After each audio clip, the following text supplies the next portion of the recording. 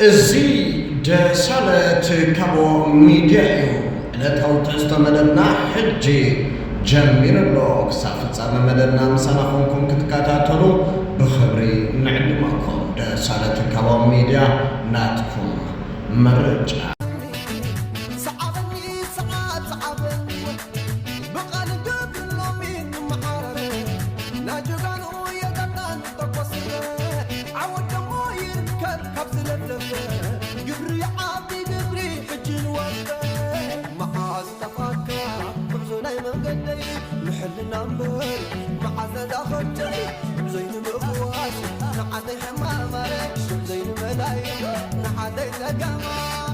صعب صعبني صعب صعبني كلاي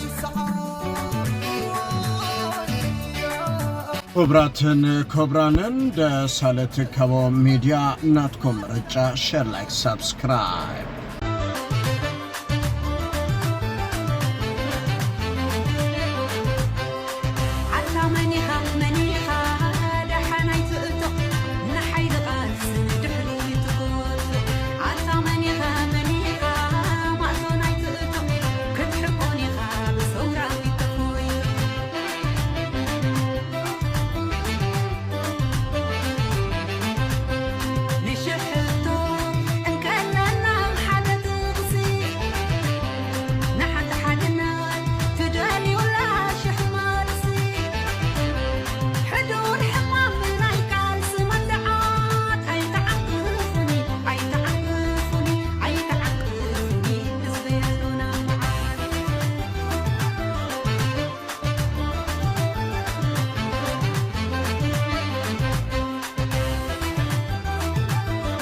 ሁከቱ የሚጎዳው ኮሪያዎችን ነው፣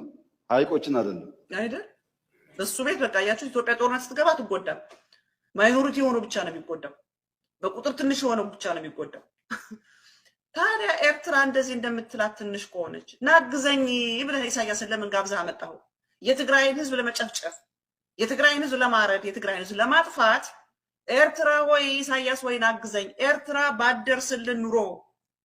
ኤርትራ ባይደርስልን ኑሮ ዘንድሮ ጉድ ሆነን ነበረ። ታዲያች ሚጢጥየዋ ትንሿ ኩሬ ታዲያ ሀይቋ ትልቋ ሀይቅ ኩሬዋን እርዳታ ለምን ጠየቀች? አንተ እንደምትለው ኢትዮጵያ ትልቅ ባህር ከሆነች ለኩሬዋ እኮ ነው አግዥኝ ብላ የጠራችው። ኩሬዋን እኮ ነው ስላገዘችኝ ተረፍኩኝ ያልከን። ያቺ ሚጢጥያች ትንሿ የምትላት ብርጭቆ ውስጥ ያለች ውሃ የምትላትን እኮ ነው ኤርትራ ባደርስልን ኑሮ ዘንድሮ የኤርትራን ውለታ አመስግነን አይበቃንም። የኤርትራን ውለታ በቃ ቆጥረን አንችለውም። ኤርትራ ባደርስልን ኑሮ እኮ ዘንድሮ ጉድ ሆነን ነበረ ያልከን እኮ ሚጢጥየዋን ሀገር ነው። ዛሬ ሚጢጥዬ የምትላትን እኮ ነው። ስንት ህይወት የኤርትራ ወጣት ህይወቱን ሰውቶ ያንተን ዙፋን ያጸናልህ ማለት ነው። ታዲያ አንተ በዚህ ደረጃ ሚጢጤ ከሆነች አቅም ከሌላት ጉልበት ከሌላት ጋብዘህና ከፍለህ ለምን አስገባቸው? ፓቶሎጂካል ላየር።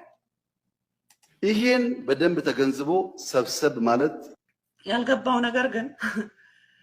እሱ ቤት ያለው ድሮን ኤርትራም ጋር አለ። እሱ ቤት ያለው ጦር መሳሪያም ኤርትራ ውስጥ አለ። እሱ በባዶ ሜዳ አብይ አህመድ በባዶ ሜዳ ገና ላማለኝ በሰማይ አንድ ቀን ሄዶ ከኢሳያስ ጋር ታግሎ ተዋግቶ ቀይ ባህርን ያመጣልኛል ብለው ነው። አንድ ቀን ባለ ወደብ ያደርገኛል ብለው አረቦቹ እየረዱት ያሉት። የወደቡ ባለቤት እኮ ኢሳያስ ነው። አንተ በባዶ ሜዳ በሰራዊቱ የኢትዮጵያን ህዝብ ሰውተህ ወደብን ለማምጣት ገና ለወደፊት ወደብ ለማምጣት ይሄን ያህል ገንዘብ ከተሰጠ ኦሬዲ ወደብ እጁ ላይ ያለውማ ምንኛ ጥቅም ያገኝ፣ ምንኛ ሌሎቹን መንግስታት አትራክት ያደርግ። አንተን አረቦቹ በዚህ በኩል እንደሚከፍሉ እኮ እሱንም እኮ የሚረዱት እኮ አሉ። ግን ሚጢጥዬ ጭንቅላት ስለሆነ ምን ያስባል? ለሱ ኢትዮጵያ ማለት ያቺ የሚያሰራት ቤተመንግስት ናት። የኢትዮጵያ ህዝብ ምግብ ሞልቶ የተረፈ የሚመስለው ቤተመንግስት ውስጥ አይቶት የማያውቀው በዘሩ ቀምሶት የማያውቀው። የሚያስቀኝ እኮ 100 ዓመት በሙሉ እንደዚህ የኖረ ያስገርመኛል። 100 ዓመት የማይኖሩት ናቸው አንተን ሙጀሌህን አውጥተው ትሙሃንህን አራግፈው ቅማልህን አራግፈው ሰው አድርገው ይህን ቆሻሻ አንደበትህን ውሸታም አንደበትህን ተሸክመው ነውርህን አስጸያፊ መልክህን እስከነ ሸለፈት እስከነ ቆሻሻ አውጥተው ለወግ ለማድረግ ያበቃህማ ያ 100 ዓመት የምትለው ነው። አንተን ለወግ ለማድረግ ያበቃህ እኮ አንተ ዛሬ መተህ እንደፈለክ የምትሰድበው የምታዋርደው አንተን ትላንትና ካመድ ከትቢያ አንስቶ ለወግ ለማድረግ ያበቃ ስርዓት ነው ያስፈልጋል። ይሄ 130 ሚሊዮን ያለው ሀገር ማነ ወታደር ያለው ሀገር ቴክኖሎጂ ታጠቀ ሀገር ውጊያን አማራጭ ቴክኖሎጂ ታጠቀ ሀገር እሱ ብቻ ነው ቴክኖሎጂ አስተካክሎ ቴክኖሎጂ የሚባለው ራሱ ፈጣሪ እሱ ነው የሚመስለው ቴክኖሎጂው ለሱ ብቻ በቃ አክሰስ ያለው በአለም ውስጥ የቴክኖሎጂ አክሰስ ያለው እሱና እሱ ብቻ ነው የሚመስለው ባሪያ በነገሰ ጊዜ ፍራ ማለት ይሄ ነው ባሪያ የሚያስበው ይሄን ነው ሌላ እውቀት የለው ኤክስፖዠር የለው ኖሌጅ የለው ቤት በታሪኩ በዘመኑ በህይወቱ እንደዛ ያለ ክብር ስልጣን አክሰስ ኑሮት ስለማያውቅ ድንገት በሆነ አጋጣሚ ስለሆነ እጅ ውስጥ የገባው ለሱ ብቻ ነው የሚመስለው ቴክኖሎጂ ለሱ ብቻ አክሰስ ያለው የቴክኖሎጂ ችሎታ ያለው እሱ ብቻ አክሰስ ያለው እሱ ብቻ እንዴ ኢሳያስ አፈወርቂ የሚባለው እኮ ካንተ በፊት ስልጣን ላይ የነበረ ነው ትላንትና ኢሱ ያከብሩን ስታጥበው የነበረው ጋዜጣው መግለጺ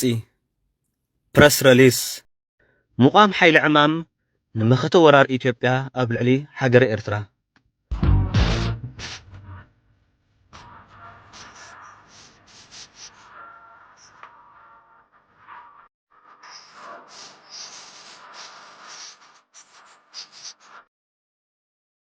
እዚ መድረኽ እዚ ኣብ ታሪኽ ኤርትራ ኣዝዩ ፈታኒ ኮይኑ ኣሎ ሃገርና ኤርትራ ኣብ ክልተ ዓበይቲ ቡድሆታት ተቐርቂራ እትርከበሉ ዘላ ኣጋጣሚ ማለት በቲ ሓደ ሸነኽ ስርዓት ህግደፍ ፖለቲካዊ ማሕበራዊ ቁጠባዊ ዲፕሎማሲያውን ጸጥታውን ውሕስነት ሃገርና ባይታ ኣዝቢጡ ንግዳማዊ ወራራት ዘቃልዕ ኩነት ተፈጢሩ ብምህላው በቲ ካልእ ሸነኽ ድማ መንግስቲ ኢትዮጵያ ንድኹም ጎድንታት ሃገርና መዝሚዙ ካብ ሕዳር 2023 ጀሚሩ ንኣስታት 2 ዓመታት መመላእታ ንልዕላዊ ግዛኣት ኤርትራ ዝደፍር ንኣህግራዊ ሕግን ውዕላት ሕብረት ኣፍሪቃን ዝጠሓሰ ወግዓዊ ኣዋጃትን ትረኻታትን ክዝርግሕ ጸኒሑን ጥራይ ዘይኮነ ንልዕላዊ ግዛኣት ኤርትራ ንምግባጥ ወታደራዊ ሙድላዋት እውን ይገብር ኣሎ እዚ ድማ ንኤርትራ ሃገርና ከም ሃገር ናይ ምህላውን ዘይምህላውን ፈታኒ ተጻብኦ እዩ በዚ መሰረት ውድብ ሓድነት ኤርትራውያን ነዚ ሓደገኛን ግዜ ዝሄብን ተጻብኦ ጎን እቲ ዘቤታዊ ሽግር ንምፍታሕ ዘካይዶ ዘሎ ቃልሲ ነዚ ብወገን መንግስቲ ኢትዮጵያ ዝመጽ ዘሎ ስግኣታት ንምምካት ውህደትን ሓበራዊ ስራሕን ናይ ደለይቲ ፍትሒ ኣገዳሲ ምዃኑ ርእዩ ነዚ ክውን ንምግባር ድማ ብዕለት 16 ነሓሴ 2025 ህዝባዊ ሓላፍነት ንምውሓስ ልዕላውነትን ግዛኣታዊ ሓድነትን ኤርትራ Safeguarding Eritrean Sovereignty and Territorial Integrity Eritrean Citizen Duty ኢሉ ዝሰመየ እማሜ ብመልክዕ ክፉት ህዝባዊ ሰሚናር ናብ ህዝቢ ኣቕሪቡ ምንባሩ ይዝከር እዚ ኣብ ህዝብና ዝንኣድ ናይ ምንቕቓሕ ስራሕ ሰሪሑ ከምናቱ መቐጸልታ ድማ ብኣገባቡ ፍልይ ዝበለ በዚ ጉዳይ ዝግደሱ ምሁራትን ገዳይም ፖለቲከኛታትን ኤርትራውያን ብምዕዳም استراتيجي نممكات نا إثيوبيا تصابو أبزبل إمامي بعلة 4 ጥቅምቲ 2025 سمينار بمدلاو زاتيو أبز سمينار زي نزي إمام زي زهبتو محاسباتن ورقاقتن قريبهم لألاونت هزبن هاجرن إيرترا زو حسن زكالاخلن حلافنتاو منقستاو تكال كم زيلي جمجمو هزبي إيرترا أوشت يحلو أبقدام بزرخوبم عدلات تتقيمو لألاونت هاجرو نايمو حاس حلافنت كوسد كم زقبا دمديبو بزم مسرت نحنا أب دياسبورا نركب دليت فتحي بزز قاوح زلو أوج ورارن كويناتن النشغل كوينات دو أمبالن للاونتنا مكل خالن بات أبدقو خينا كن عمو النخل دبلوماسا وتسعرن ممكات سنا أمراو كيناتن حابرنا كنقطن نتصوع نازم ختازي التتحبابر حيل عمام نمقام دما نعلت 10 شمونت تقمتي 2025 سفيح سمينار كم النكايد نحبر كبرنا خملس حابرنا نقالس ودب حادنت إيرتراويان مسمهراتن قدايم بوليتيكنياتاتن إيرتراويان 4 تقمتي 2025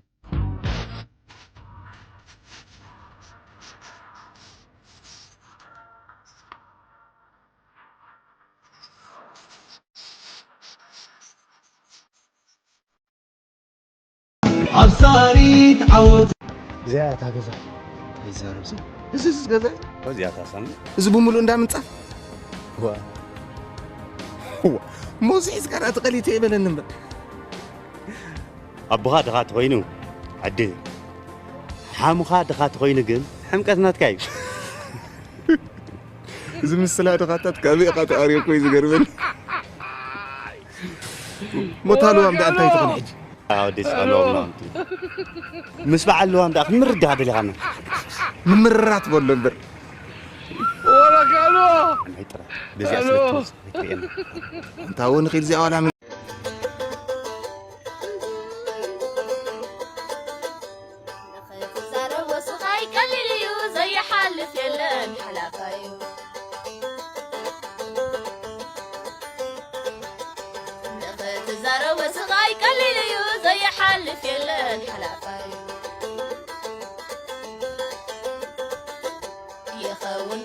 يخون دخون برهان كريز عيني زمن نايسينا نزها لواتي زمن نايسينا نزها لواتي واقح الليلومي كزاربنا لبي وي كزاربنا لبي واقح الليلومي كزاربنا لبي وي كزاربنا لبي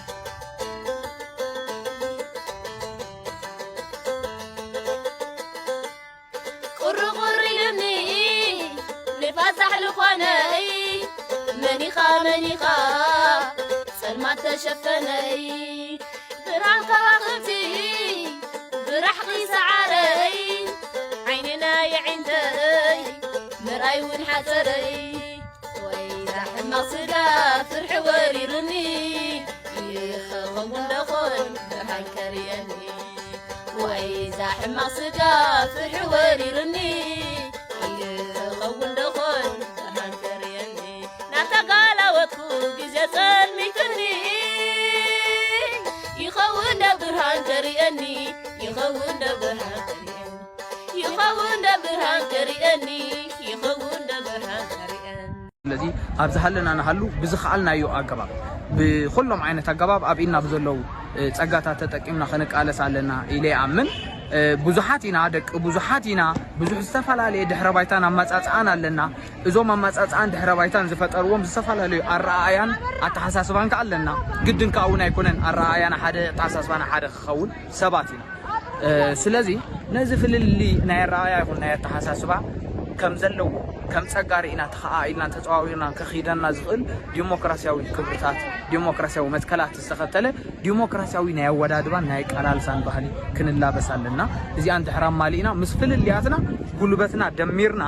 ነቲ ስርዓት ክንቀይር ዲሞክራሲያዊ ስርዓት ካኸንተክል ይኽእለና እዩ እዝብል ስለዚህ ቅድም ቀዳደም ቅድመ ነቲ ስርዓት ክንአሊ ክነውግድ ምሕሳብና እታ መጻኢት ንደልያ ዲሞክራሲያዊት ኤርትራ ኣብ ርእስና ክንሃንፃ ዲሞክራሲያዊ ባህሊ ኣብ ሕድሕዳ እምሮና ክስርት ኣለዎ ኢለ ዝኣምን ስለዚ ዲሞክራሲያዊ ባህሊ ንዕቢ ቴንክ ዩ ያስሓው ይغني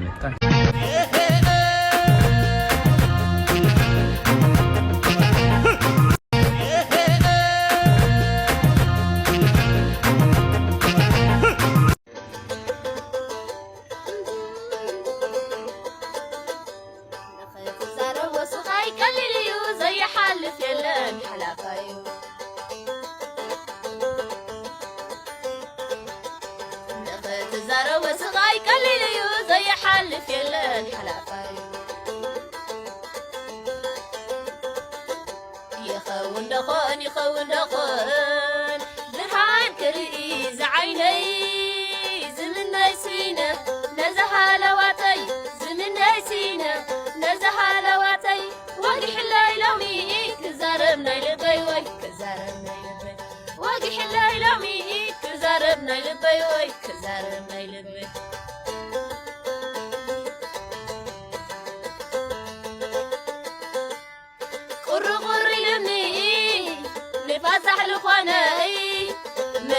منيخا سلمى تشفني بران كواخبتي برحقي سعري عيننا يعندي مرأي ونحتري وإذا حما صدا فرح وريرني يخون دخل برهان كرياني وإذا حما صدا فرح وريرني يخون دخل برهان كرياني نتقال وكو جزء ميتني يخون برهان كرياني يخون دبرهان كريان يخون دبرهان كرياني يخون دبرهان كريان